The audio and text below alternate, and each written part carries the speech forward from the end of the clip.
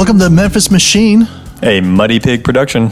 I'm Jonathan Bass. And I'm Carl Casperson, and together we're looking to show off the creative sights and sounds of Memphis, Tennessee. Amen. I feel compelled to say welcome to Memphis officially with this episode because we got to speak with Holly Whitfield. Holly is a Miss I Love Memphis. Yeah. Not Miss, but I Love Memphis blog. I Love Memphis blog. And she makes a living, and she's very passionate about exploiting all the wonderful things about Memphis In the best possible way. And she does a killer job of doing that. Sitting down with Holly afforded us a glimpse into some excellence in seeing how she promotes Memphis, but this goes to anything. If you're just maintaining a blog, this magnitude, or what it has become anyway. Your business, whatever it is, if you're trying to market or brand anything, Holly has been doing this for a while, and she does it very well. Lots of great information in the episode. Hope you enjoy. Exactly. Holly, welcome to Memphis Machine. Thank you. Thank you for carving some valuable space out of your day to hang out with us. Oh, absolutely. I'm going to start off with a confession and say that it's okay. No, really, it's not that deep. No, but I'm a little bit shamed that I am just a recent believer to your work and thinking, why wasn't this around when I first moved to town? I've been here, 6 years? Right, Jonathan? Yeah, sounds right. 7. Yeah. It's fabulous. Oh, good. The stuff you do is No, really. Well, I'm a little embarrassed to admit, I really didn't know it was a Memphis tourism affiliate. I thought it was your own personal blog forever. Right. Yeah. And I've actually been reading it for a long time. I've come through osmosis, I guess, just meeting other musicians and running into people. It's like, oh, well, you know, here, these venues, these places. But the concise and beautiful work you have going and bringing all this stuff together in one spot is fabulous. Thank you. Thank you very much. Yeah, and a lot of people do tend to think that it's a personal blog, and that's simply because Memphis Tourism, when this blog started 9 years ago, next year will be the 10th anniversary, they were like, oh, just go do whatever. I mean, they don't really tell me what to do. There's no editorial approval process. I say I have 99% editorial control. Oh, that's nice. And that's just because if I went off the rails and, went on a tirade about something that didn't fit the mission of the blog, then I would be asked to remove it. But I've actually been asked to change one thing maybe in 5 years. So you can believe what I'm writing because nobody's kind of knowing what's happening. There's not even a calendar that people are looking at with my colleagues, seeing what I'm going to do next. Okay. And maybe had someone been on top of it and micromanaging you from the beginning, it would not be what it is today, right? Yeah, I think that, I'm lucky in that, the people that, I can tell you how the blog started and everything, because it wasn't me that actually was the first I Love Memphis blogger. There was someone else. Mm-hmm. But how that all happened, I think that Memphis Tourism, formerly known as the Memphis Convention and Visitors Bureau. Yes. You can see why we changed the name. They definitely saw the value they saw how people responded so positively to something that was less corporate-y, advertising. So that's why they were like, okay, yeah, we believe in it. Go for it. Right. I know I've seen links. I know I've seen people post things, but now, yeah. And you have guests post on the blog, right? Yes. There's always been guest posts from time to time from the beginning. And then a year ago, I started a contributor program. So there's going to be, or there are more regularly contributors, and it's the same 5 or 6 people, writers from Memphis that each have their own passions, and they get to write about whatever those passions are. So you get to hear other voices besides just mine. Right. Well, hey, speaking of passions, how did you get passionate about Memphis? How about a little background as to, because you are from the South. Yes. From Hattiesburg, right? Yes. Yeah, from Mississippi. There. Former neighbors here. Really? Almost. Did you go to Southern Miss? I did. Nice. Yeah. I lived close to downtown, just north of Mamie. Yeah. Yeah, the cool part. Yeah, right. Yeah. I don't know. We didn't have a cool downtown when I lived there, but it was coming up when I was there. It was being, I don't know what the term is for it that they were throwing around then, but revitalized or whatever. Back to Main Street or something. I don't know. Yeah.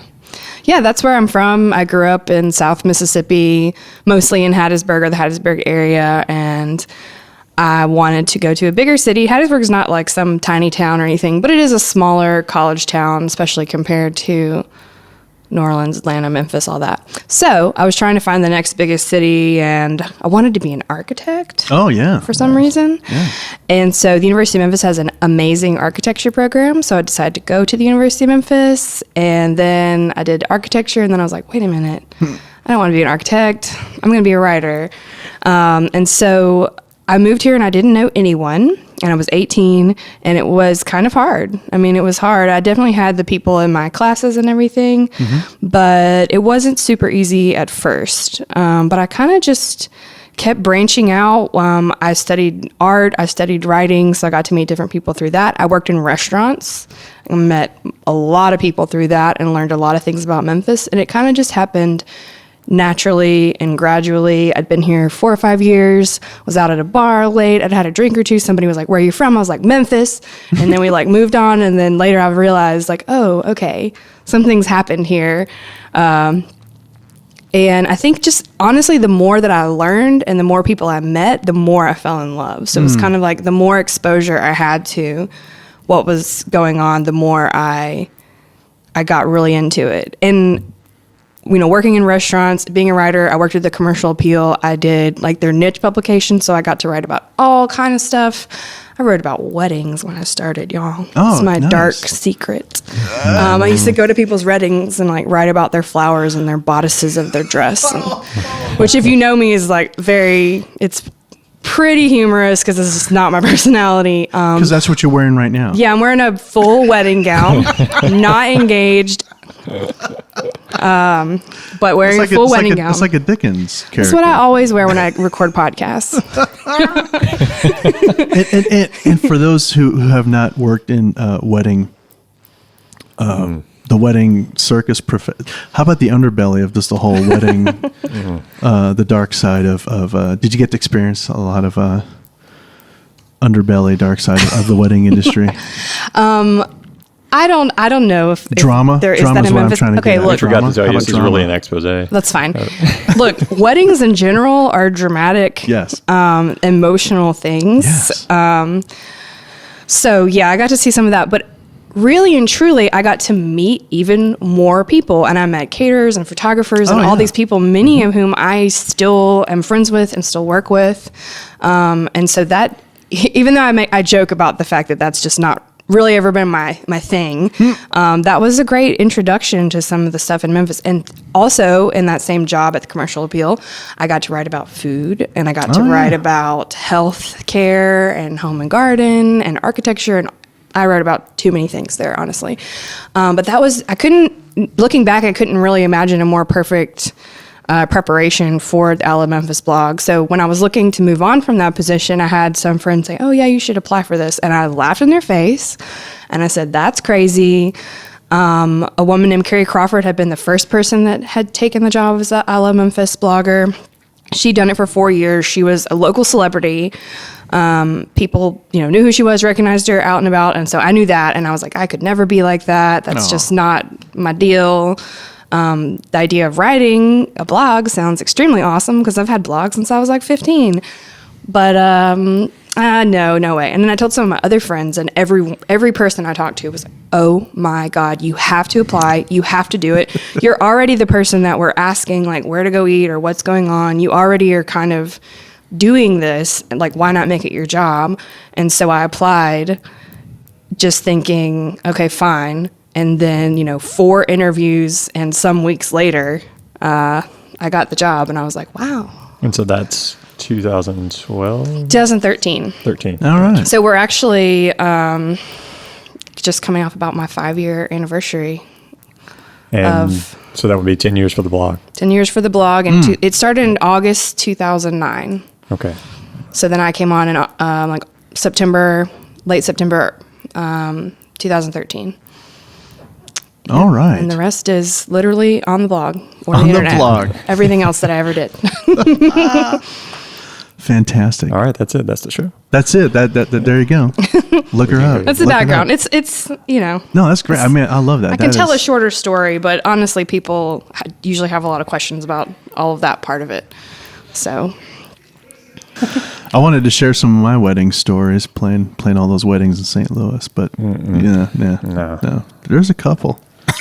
it doesn't matter how wonderful the couple or the venue or the whatever is. They're just emotional, expensive things. So they can be. Yes.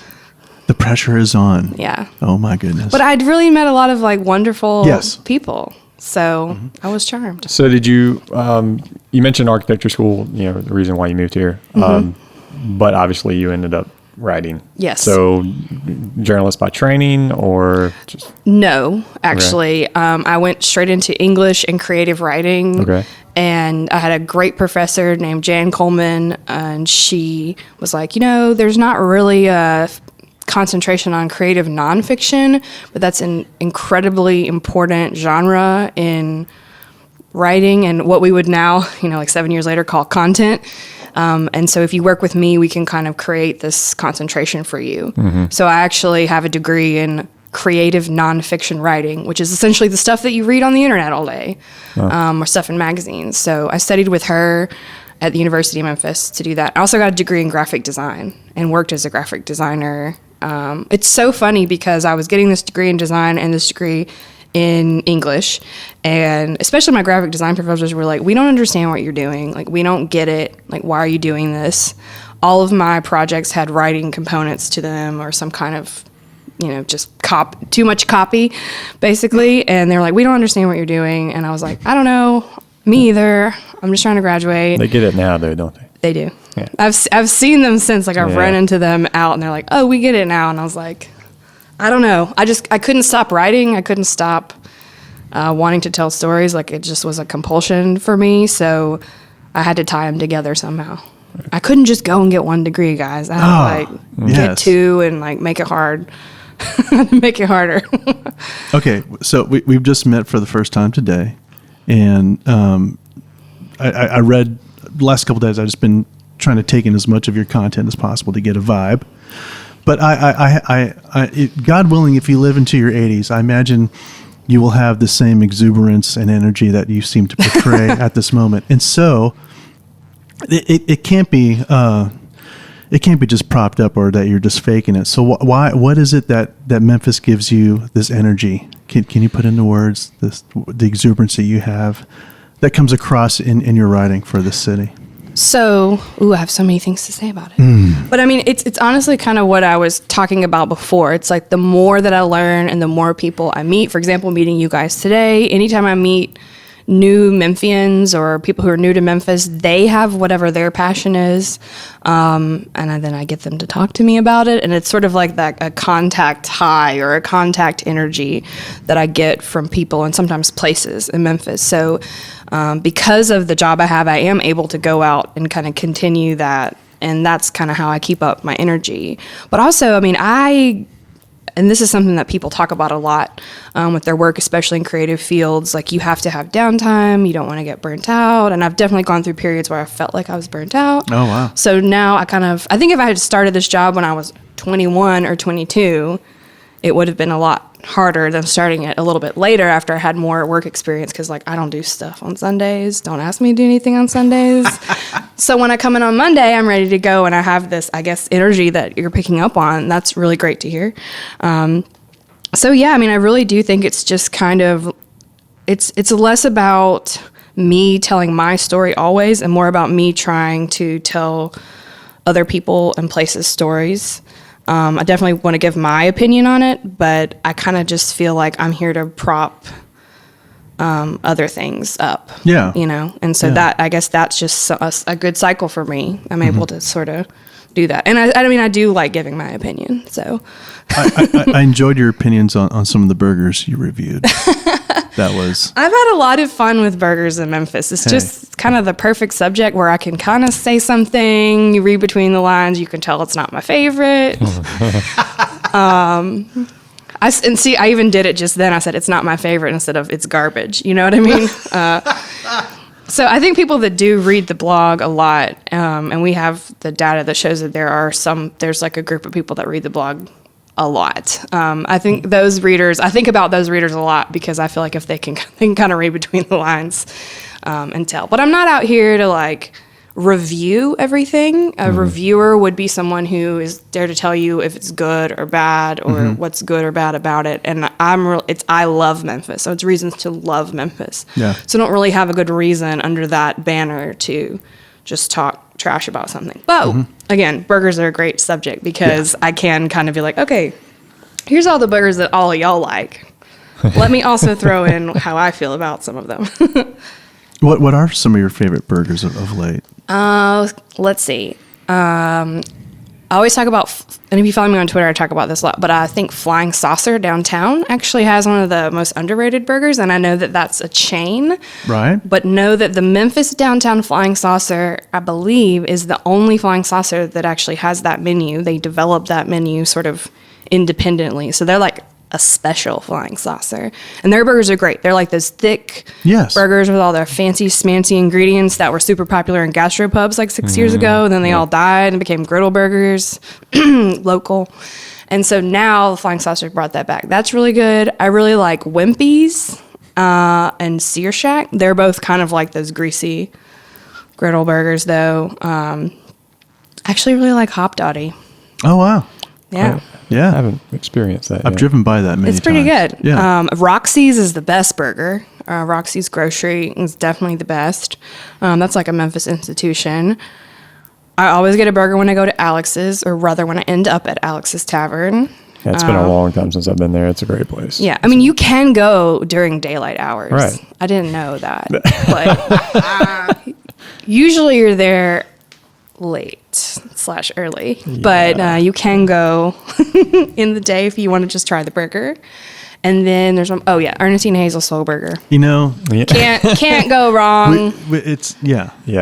It's simple, but something about it is real tasty. In fact, just last Sunday, Jonathan and I did not. Let's just be honest. We did not have a burger, and I felt a little sad. I did feel a little sad. I don't think we should. I felt my Sunday was a little.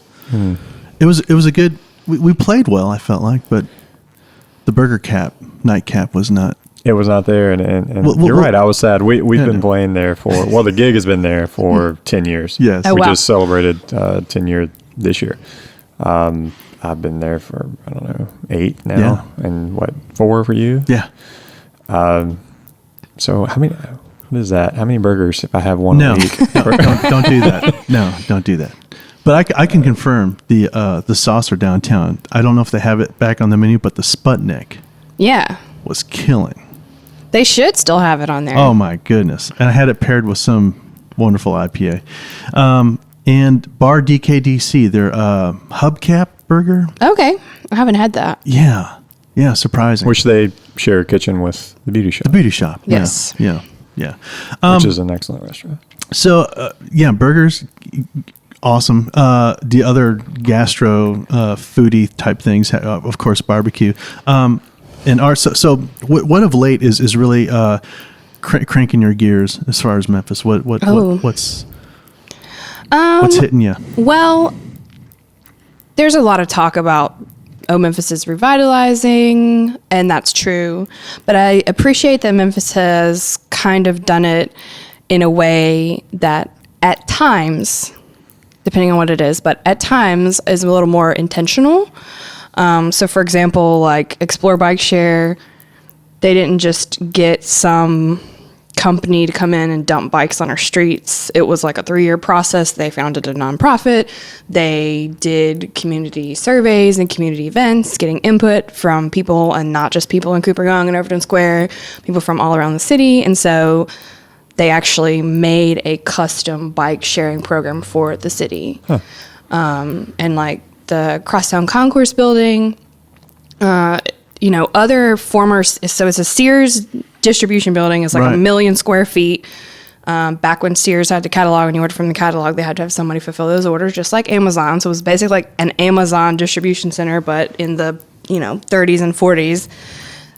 there were 6 or 7 of those around the country. So instead of tearing ours down and building whatever nonsense, a giant Starbucks or something, watch, they're going to open a Starbucks in there next week. I don't know. I just made that up.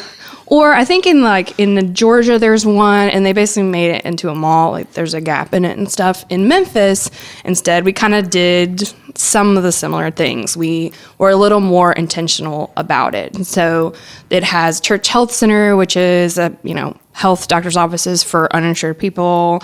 There's a high school in there. There's an art center in there. There's a bunch of restaurants, a bunch of community sort of focused nonprofits and businesses. So we kind of did that our own way. So Memphis tends to do things our own way. We don't just necessarily follow some blueprint of some city. And I think that is exciting. It's always more complicated than Memphis is a whole new city now. It's more complicated than that.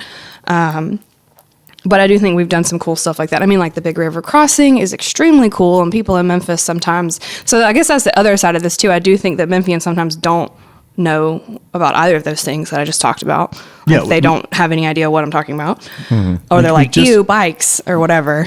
We just interviewed Crosstown. It was Crosstown Arts. Crosstown Arts. Yeah, it was a great interview. Talk about the Big River Crossing. Yeah, so the Big River Crossing is they took a really old bridge in Memphis, and they put a part next to it that you can walk and ride your bike on, and it's secure for sure. People were terrified of it, and once you walk on it, you're immediately realizing that this is actually a really cool thing. It's the longest pedestrian bridge across the Mississippi River. It's just about a mile long, but you don't really realize it's easy to forget the importance and sort of the magnitude of the Mississippi River when you live in Memphis if you don't interact with the river a lot. So having the Big River Crossing allows you to do that. I loved your blog on kayaking the Mississippi. Oh, yes. That was all. I told my girls today, I said, we're going to do this. I said, what? Oh, yes. No. So, yeah, now there's a couple of businesses that will essentially take you out kayaking on the Mississippi. There's so Allen's Kayaking and Kayak Memphis, I think it's called, or Memphis Kayak. Please don't kill me. I believe it's Kayak Memphis, but when I went kayaking on the Mississippi, that was 3 years ago. Right. I had the guy that owns Outdoors Inc., Joe Royer, who's super duper into kayaking. He does every day. He runs that huge canoe and kayak race that's in Memphis every June. And he just emailed me and said, "Can I please take you out a kayak?" And I said, "That sounds terrifying. I'm going to do it." And it was so fun. And I've actually been I haven't done a lot of kayaking since, but every time I have the opportunity, I do it. And I bought a kayak 2 months ago. All right. And, things like this. No, but it was a really, really cool experience. And it's so funny because Memphians are very terrified of the river. They're super against it. They're I mean, that's kind of a reasonable fear. It is a reasonable fear. But I don't know. Are people imagining that you're just kayaking out in the middle of it, without a life vest, being I'm going down, I'm in a boat, let's do it, I don't know. Because just to me, the way that the tours actually happen, it feels a lot more safer, and you're a lot closer to land than you think. It's a big old river. You can be pretty close to land and still feel like you're experiencing a river. You're not competing with barges and tugboats and whatnot, right? Yeah. And I mean, the whole idea is also that you go with the guide. Yes. The tour. I would never have just gone out there. But being in St. Louis for 20 years, the Mississippi was oh, you'll die. Oh, it'll eat you. And that's it. It is a healthy fear. I mean, I think it's better. It's better that everyone's afraid of it than everyone jumping in and trying to go swimming all the time. That's true. A pool floaty. But it's kind of it's more than just a fear, though. It's more than just oh no, that's not for me. It's a revulsion to the river at times. People are oh, it's gross and it's dirty and whatever. I'm it is, but. So is everything. Okay. Now, I don't want to jump out this too far, That's fine. but this is awesome. So, if you don't mind, could you speak to the mindset of maybe someone who's out in Collierville, or and is scared of the big downtown, and and there was just recently a murder of here that was highly publicized, Right. and that Very sad. That can reinforce fears of like, see, that's why we don't let you go downtown. That's why we don't go past the 240 loopy-doo or however that works. Right. So what are your thoughts on that? Well, I think, first of all, Memphis is not for everyone in the sense that it's not going to appeal to everyone. Right. Not that it's unwelcoming or anything like that. Just that if it appealed to everybody, I don't know what it would look like. It would be some kind of really generic, lowest common denominator place. Huh.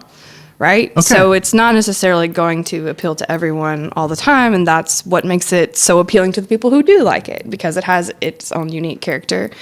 And not everybody likes going downtown. Not everybody likes going out in a big, quote unquote, crowded city or whatever, and that's fine.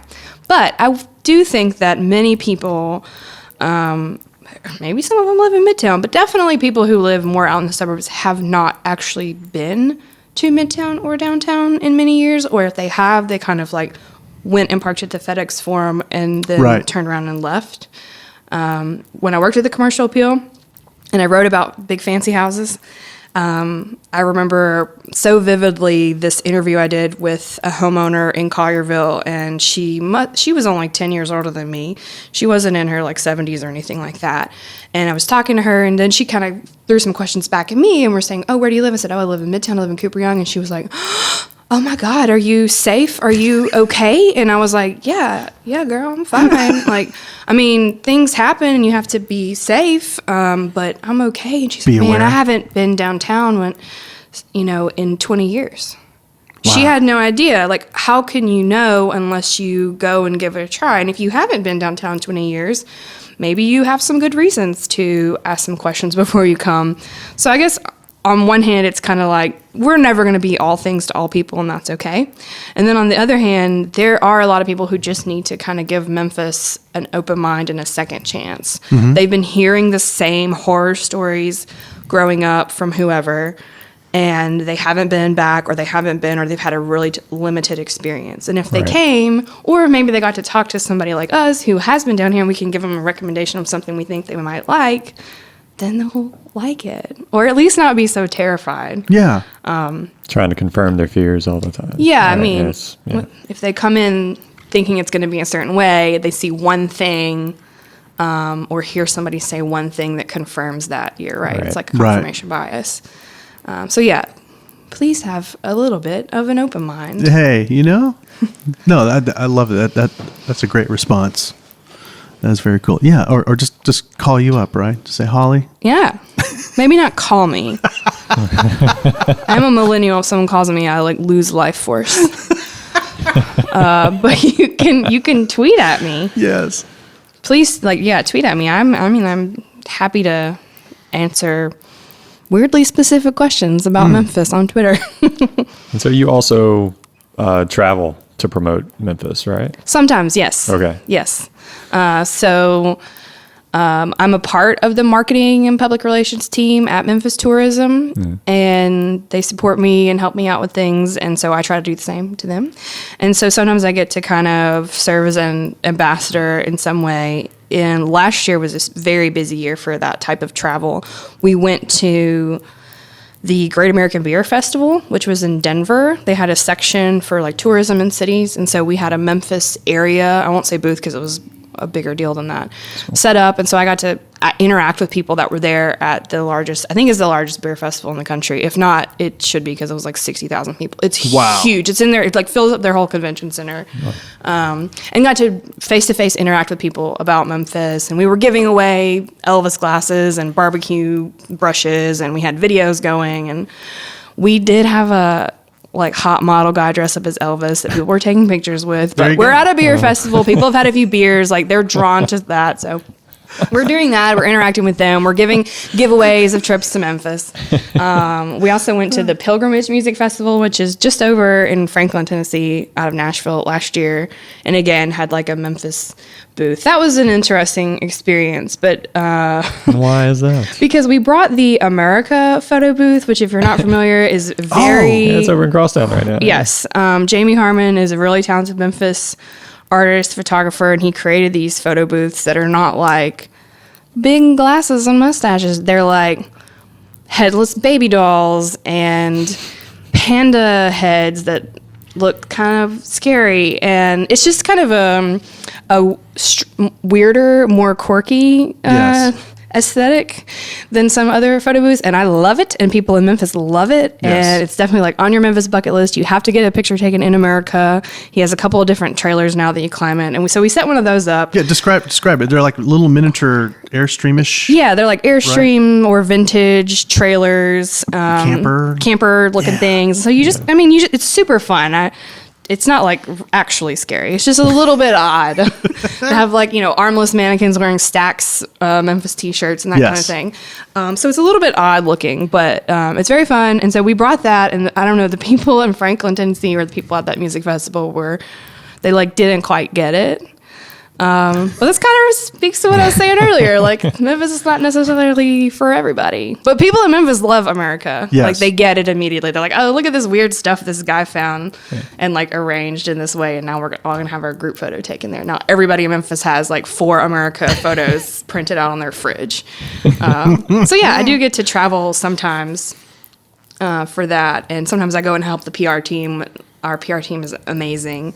I love to brag on them because a lot of times if you see stories about Memphis, like in the New York Times or New York Magazine, LA Times, smaller publications regionally, a lot of times if you see stories about Memphis, that is coming from the Memphis Tourism PR team. Nice. Which is a bunch of millennials up in here calling journalists and writers and influencers and Instagrammers and people day in and day out to try to get them to write about Memphis. So sometimes I tag along on that just as to kind of provide more information for those people. Hey, real quick, Memphis Machine would like to thank Snakebite for their sponsorship of the podcast. Snakebite, made in America, makes the best keychain, beer, bottle opener, and folding fork church key, along with their excellent professional bartending tool, the Mamba. You can check out Snakebite at www.snakebiteco. That's snakebiteco.com. Are there other cities, like, have you been to conventions or gatherings that are concentrating efforts the way Memphis is, the way how you're experiencing promoting the city? I mean, yeah. So Memphis Tourism is a DMO, a destination marketing organization, and like every city has them. Like, even counties and small cities have them. So we're trying, you always want to be up in your industry. And I think our team does really focuses on being at the front edge of that. And there's, I may have to get back to you on some specifics, but there's definitely some things that Memphis has kind of done first. We really do want to be a part of like all the stuff that's going on Instagram. We have a diversity Instagram influencer program. So like we're trying to, like, most travel writers are like white women or middle-aged white men, and so we're working to get people who look and come from different backgrounds, look different and come from different backgrounds to come to Memphis. So there's things like that I think we are very passionate about and aware of, that maybe I'm not involved in directly, but I'm a part of the team that is. So, yeah, I mean, I haven't really found like an I Love Memphis blog in another city, not really in the same way. New Orleans has done some things that are similar with their website or blog or like influencers, for lack of a better word. But I haven't really found somebody who has a position quite like this, because I was hoping to, and then I was going to invite them here and we were going to become best friends. Yes, yes. But I didn't really find them. But there are tons and tons of city blogs and travel blogs now. So it's a noisy place out there to try to get people to come to your city. But I do think that because Memphis is kind of on the up and up, and we're just a little bit different. I mean, we can talk about Nashville all day long, but Nashville's almost getting to be like and Nashville can talk about Nashville all day long. No, Nashville's amazing. I have a blast every time I go to Nashville. I'm not saying anything Nashville's remarkable. Negative about it. I just, when we're talking about marketing and hype, they have too much of it. They have like more than they know what to do with. So to have some cities like Memphis and then other cities even like St. Louis, kind of come in and be like, no, not only just to visit, but to live. Like, we're more affordable, and True. you can make a difference if you move here. You're not just lost in a sea of other people trying to do the same thing as you, that kind of thing. I don't know if that really answered your question, but I think so. everybody's trying to sell their city. I think we're doing a great job. Yeah. Yeah. Yeah. Yeah. Authentically, right? Yeah, as authentically as you can. I mean, Yeah. you can. I think most people are sophisticated enough today to sense hype Yeah. and manufactured excitement. Yeah. Yeah. So, and being a millennial, I'm sure you have a very astute, sense of that. We haven't even talked about music yet, and here we are, a couple of musicians slinging microphones around. What's your take on? Do you have a favorite? I mean, you try and take in all different kinds. I've seen you write about the classical and obviously some hometown faves as well. So where are you at lately on the music scene? So that's one of the biggest reasons that I wanted to start our contributor program, because I felt like the Memphis music scene is so deep and wide that it really required someone with more time to really dig into that. So that's why I'm really glad to have some people who are writing about music specifically. Like, if you look, Wesley Parham and Bailey Less are two writers that do a lot about music on the I Love Memphis blog. And especially Bailey puts together a list every month of, and I'm like, make them all crazy different concerts. She picks like 10 to 12 concerts for every month. I mean, this month we have hip hop, we have classical, we have like some jam party rock band, we have Lord Tina Eloise, which is whatever they are, right? Aristocrunk. Aristocrunk. That's what they call it. That's definitely what they call it. Oh my goodness. We have Marilyn Manson. We have two big music festivals that have all kind of genres, and that's all in Memphis in 1 month. So it can be a real challenge to cover the Memphis music scene, and especially because you want to get a lot of these kind of up and coming musicians. That's what I'm really interested in. So basically, I have contributors that do that because I think that they can do a much better job of taking the time and being on the scene. That's great, though. Yeah, I think that's important. Yeah. I don't know. I love live music. There's kind of a thing that's happened in the last year, and I think it may have happened in other cities before, but I've noticed in Memphis, it's this trend of more intimate concerts, house concerts. So there's been a couple. There's So Far Sounds is an Airbnb thing. It's international. Memphis just got it last year, so it's a secret location for a show. They do it in people's living rooms or in little coffee shops that don't normally have shows, and they have 3 or 4 artists that come in and play. It's like a pop-up restaurant sort of. Kind of, yeah. But you concept. become a member of So Far Sounds. I mean, I don't think you pay anything to be a member. You pay something to go to the show. At the door or something. Yeah, you pay like whatever to go to the show. And there's a lot of different little details with that.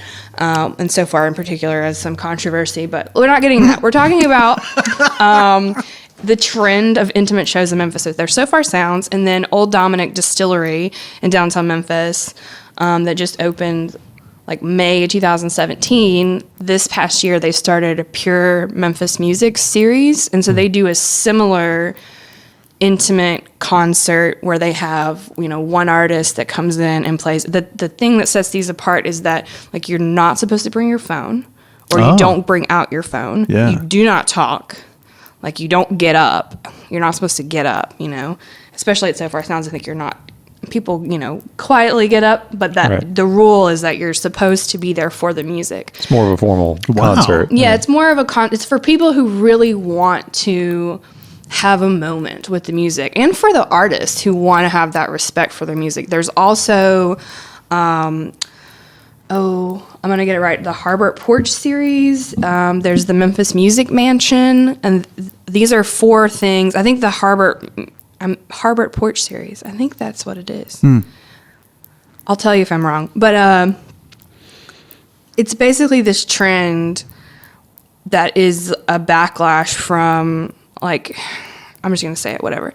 If you go to a place like Rail Garden or like Laughlin Yard, which are 2 extremely, extremely popular, big, sprawling patio, backyard hangout places in Memphis, like crazy popular.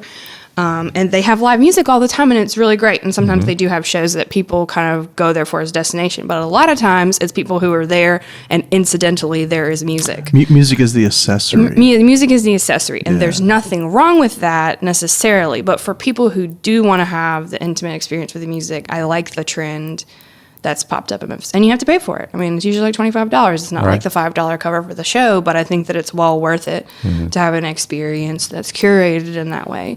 So, yeah, Memphis music scene, trying to get people who are more involved in that to contribute to the blog. And they do. So check out Memphis music features on the blog. And some of the artists that we've written about have now gone on to do some really cool things, like Marco Pave. I wrote about him 3 or 4 years ago, and he was like telling me he was this best hip-hop artist ever, and I was like, that's really cool, man. And he's since gone on to do a lot of really awesome stuff. His opera. That was the coolest thing ever. Yeah. How about that? So stuff like that. Trying to keep up with upcoming, trying to notice the trends. Cameron Bethany. Yes, Cameron Bethany. Yeah.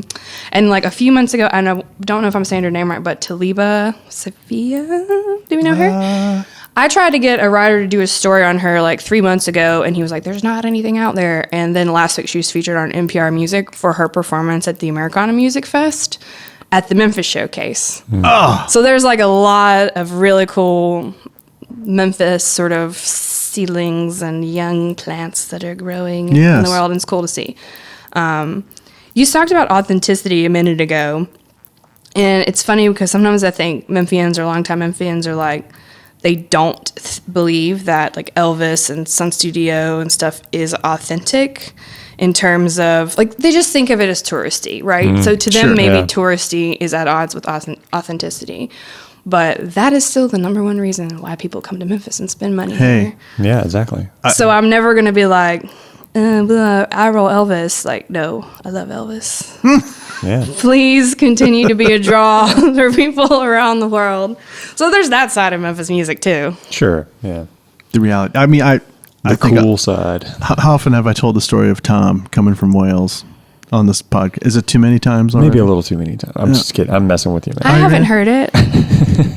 I'm hanging well Blue City Cafe, Free World, which was our first podcast with Richard Cushing from Free World, which was a great interview if you want to check that out. But I'm hanging out on a Sunday night at Blue City Cafe, and they're doing their thing. And I got to sit in, and which Richard graciously lets me go up there and bang away for a few minutes. And then as I got back down, this guy said, "Hey, you were playing up there," and he talked funny because he had this accent, which I'm not going to try and replicate. and he looked like someone from the do your best Welsh accent. No, I can't. They'll be offended. And he looked like someone from Oasis, for some '90s Oasis band thing. Skinny black jeans, leather coat, and hair kind of swept down in front of his face. And so we're talking. It's like, oh, I've come to find out who plays guitar. I said, well, do you want to sit in? I know the guys. He's like, oh, that would be fab, And he gets up there and he jangaways, and I videoed it. And so it's Tom from Wales who just had a marriage, unfortunately, crash and burn. But he took the remnants, and whatever finances they split, and decided he was going to go to Memphis to start healing up. That's like awesome. intention. Yeah, I mean, I looked. I said, "Really, And I ended up kind of like being his. Like, I took him to several other jam sessions. I had him over at my house for dinner. Nice. And it was just, then he had a friend from Stockholm, and they recorded at Sun Studios. It was like this sacred. I mean, they were, and we were part of this little trifecta thing of Memphis and Nashville and New Orleans. That was his. Yeah. That was his, and then he'd go sober up back in England or whatever. But I mean I tell that story because I was blown away by. He's like, oh yeah, Memphis was definitely on the list. I was like, wow, Yeah, there are so many people, especially from Europe, and also from Australia increasingly, that have a similar place in their heart for Memphis. Okay, in mentioning Elvis, I play Thursday nights at Alfred's right now with Gary Hardy, and he does his Johnny Cash $1 Million Quartet tribute show. Jerry Lee, Carl Perkins, and a touch of Elvis. And at first, you think, well, this is maybe is kitsch a bad word? Is that? I don't think so. Kitchen. Okay, so you see, and you think maybe this is kind of touristy, but he gives a wonderful biography of these guys, of Memphis music, and goes to kind of make a proof that Memphis music has touched the planet. in profound ways. That out of the work just early on, things have. When he got to speak with Paul McCartney, when he got to hang out with Ringo Starr, like they're like, oh yeah, there'd be no Beatles if Carl Perkins hadn't done his thing. Yeah. So yeah, I mean, so hey, come on down to Alfred. Yeah, 6 to 9 on Thursdays, but he plays Friday, Saturday too. But that's you think like, man, that's I mean, celebrate the Elvis, Yeah, absolutely. Yeah. We've talked about it with other guests, or respecting the past doesn't necessarily mean that it has to define you right now. Absolutely. But still, I mean, you have to. I mean, come on, Yeah, son, Elvis. yeah. And that's why one of the things, I mean, you were talking about traveling to promote Memphis, and I did not get to go on this trip, but Memphis Tourism earlier this year, well, first of all, last year, we actually opened an office in Australia. What? So we have offices in Europe and Japan, and now we have one in Australia. Now, just because Are you I really hiring? like you guys, the office consists, I'll tell you this, the office consists of one guy. But it's fine because he does an incredible job. He's very well connected in like the tourism music promotion. So this year we took Southern Avenue, which is a very today Memphis music band. Absolutely. Great band. Yeah. Great band. Yeah. Full of young people, diverse group of people with all kind of backgrounds that were in the International Blues Challenge and won some things a few years ago. So we sent that band or took that band to Australia to play in their like humongous music festival as a way to introduce those people to Memphis, but Memphis music of today. Right. Yeah. Yeah. So that's definitely on the radar. It's something I want to do more of on the blog for sure. Oh, that's great. Yeah. So yeah, you were when were you in California? When was that? In California? Yeah, was that a while back? I went to California last year. I traveled a lot, so this year I have kind of kept it close to home. But last year I went to It was on your LA, blog. Santa Monica for the Sun Records television show premiere. Was it that? Getting to drive up PCH, right? Did you mention that? Well, I did that a few years ago. Was that another thing? Maybe it was another blurring thing. I things? took a personal vacation There you to go. the Pacific Northwest last fall. Oh, as okay, well. right, yeah. But that was just a vacation. Oh, that was my amazing. like first vacation, like proper vacation since I had the job. I mean, I had taken days off and all that stuff, but this was like, I put a note on Twitter like, I am gone for like 9 days. I was like, I am not here. My away message on my email. No, I was just trying to help you out with that. Hey, no, That's okay. that's good. That's No, good. that was from a few years ago. I mean, before I started, like in between leaving the commercial appeal and coming working and writing for I Love Memphis, I did take like a solo trip to California. Yeah. That was also really cool. So I do other things besides write about Memphis. Hey. Sometimes. Yes. Okay, so but do you have like a updating list in your head of like, okay, you're coming to Memphis. Here's the first five things you should do. Oh man, I like to talk to people and find out like what they're going for, so that I can kind of tell. Like, are they coming with their kids? Like, you should go to the zoo. Like, Yeah, right. Are you coming with a significant other? Like, go hit up the Peabody lobby for drinks and then have dinner at Felicia Suzanne's or Flight is like one of my yes. favorites. Yes. Increasingly trying to share the things that Memphis has for people who want to kind of be active or be outdoors, such as the Big River Crossing and Bike Share. Shelby Farms is truly amazing. Yes. Shelby Farms is really, really fun and very impressive. People are surprised at that. So if people are into that, I like to recommend those things. Live music, there's lots of live music always going on.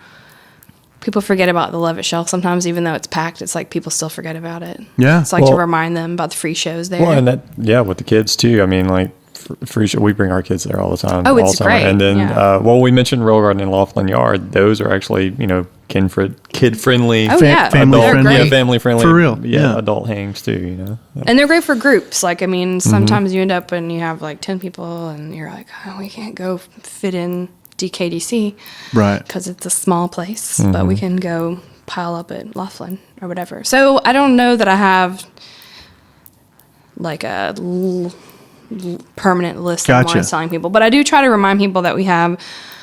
I mean, I'll tell people like if they only have a day and they're not huge Elvis fans, or if they have a limited budget, to check out the Rock and Soul Museum, which is next to FedEx Forum, or to go to the Stax Museum of American Soul Music. Right. It's Stax is fabulous. probably my favorite Yeah. in town. Ooh, have you been to the rock climbing? I have Memphis not been Rocks? to the rock Yeah. climbing, Yeah, but it's fun. that's apparently super awesome. Yeah, it's right there by Stax. Stax. Yeah, it's a lot of fun. There's another gym opening up 240 and Walnut climbing gym Oh, really? on Yeah. a side note. Oh, yeah. Right. Yeah, it's By being the built hospital. right now. Yeah. I don't know what it's called, but I know what you're talking about. Yes. So yeah, I kind of tell people, you can spend half of your day doing Graceland, but if you do only have a day, maybe consider going to Stax or Rock and Soul or even the Yes. Blues Hall of Fame downtown. So I try to throw those in there because people only think about Graceland or Sun Studio. Just seeing Isaac Hayes' Cadillac Yeah. is worth. Yes. And of course, the Civil Rights Museum. I mean, Well, Yeah. that is poignant. Yes, that's heavy. And since they redid the Civil Rights Museum in like 2014, Mm-hmm. it's even more inclusive of like it's more than just civil rights. It's more than just Martin Luther King in Memphis. Mm-hmm. It kind of puts that story into the context of civil rights as a whole, including like things that are still happening now. So that when they redid that museum, I was so impressed. It's difficult to go through. I mean, you walk in, I think the first thing is there's a replica of a slave ship Yeah. that you can kind of see what that was like. But the redo is just amazing. So a lot of people went a lot of Memphians went like when they were in grade school or whatever for a field trip, and they should go back. Oh, yeah. Was really my whole point in Oh, yeah. describing that. what's next for Hollywood? Oh, My radio voice. yeah, I don't know. I'm not really sure. Like I said, I've always been a writer, so I think that's always going to be part of what I do. I may write the I Love Memphis blog until I'm 80. Well, But if not, then I will be writing something else. are you sure. writing right now? I mean, other than the blog, do you write fiction or what was the term again? Oh, creative nonfiction. Creative nonfiction other than the blog. Creative content. Mostly due to time constraints. Any outside writing and stuff I've done has been kind of about Memphis. I've had spells where I wrote for About.com, which is now called Trip Savvy or whatever. Okay. So I wrote a lot of articles on there. I've written a lot of articles for Thrillist. I've done some other random articles. I wrote four sentences for Nat Geo Travel about Memphis. And that was cool. So I definitely have other ideas for sort of nonfiction essays and that sort of thing. But right now it's fine for me to kind of focus on I Love Memphis. I think is it time for the question that we ask? Is it everybody? time? Do Or you is have one that of those just a questions season you one ask thing? everybody? Was it? I don't know. We started Why not? we started ending the podcast with what are your hopes for Memphis? I mean, we touched on it a little bit earlier, but I hope that Memphis continues to grow and, quote, revitalize and to improve and to address the obvious problems that we have. And I hope that we continue to do it in a way that's specific to Memphis and in a way that is inclusive to most Memphians, because it can be really easy for people to point to a couple of things and say, oh, look, Memphis is great now. But we can't forget that there's a big city out there with lots of people and lots of different people. And so I just hope that as we continue to grow and improve and choose new leaders, that we'll do so thinking about more than just ourselves and our neighborhood, but the city as a whole. And the people who need, those who need to take advantage of those improvements the most. Yeah, lovely. Well, Holly, this has been fabulous. It's been I think fun. I've said fabulous 5 times a day. That's my word today. We've also tapered off a lot of our questions in a very dramatic way. Is that right? Yeah. You'll hear it in the edits. Are we dramatic? But thank you again for hanging out with us today. Oh, yeah, thank you for everyone, thinking of me. jump on the blog. Definitely make this your go-to if you're coming to Memphis. If you're visiting Memphis, get your list in order and check out all the goodies on the blog and come to Memphis. Yeah. Okay. I'm going to throw out my little handles if that's Please. okay. Please. I love memphisblog.com. You can also Google I love Memphis, but I love memphisblog.com. Then on Twitter, I'm at I love Memphis. Or for me, not I love Memphis me, it's Holly_says hello. Oh, Yeah. cool. And hopefully we'll see you down at Ernestine Hazel some Sunday. Oh, yeah. You like to come here, a little jazz. Jazzy Sundays. Eat a soul burger. Sounds good. Many thanks again to Holly and Memphis Tourism. Memphis Tourism for allowing us to carve a little time out of her day. It was a good hang down by the river.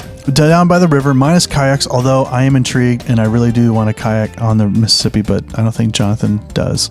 I want a sturdy life jacket. Something It's that the floats, Mississippi River. Something that floats really well. Hopefully, you've gleaned some insight into her awesome skills at promoting Memphis. I mean, this goes for anything. You could, whatever. You have a business online. You have your own blog. Burgers. Burgers. How about a band? Kayaks.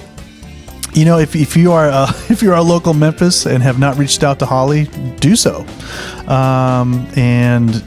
Maybe you're in another city and you're looking to try and do some stuff online. Hopefully, you got some insights into her excellence in doing that. Thanks for listening, guys. Thanks for listening.